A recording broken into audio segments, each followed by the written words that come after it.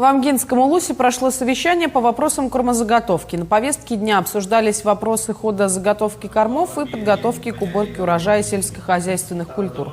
План посева зерновых культур по республике составляет 11 тысяч гектаров, из них большую часть, 3550 гектаров, ежегодно высеивает Амгинский улус. Помимо этого, в этом году амгинцы посеяли 1500 гектаров кормовых культур. В этом году из-за отсутствия дождей сложилась сложная ситуация по сенокосу. План заготовки сена составляет почти 29 тысяч тонн, из них по прогнозам планируют выполнить 75%. Помимо этого, Амгинский улус в этом году посеял 1500 гектаров кормовых культур. План заготовки сена в этом году составляет 28 915 тонн.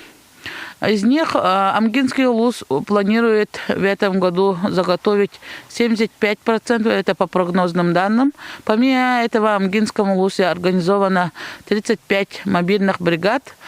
Кроме этого, от прошлого года остались остатки сена, поэтому Амгинский улус в этом году запланирует заготовку сена с остатками сена получить, и плюс еще остатки сена 90%.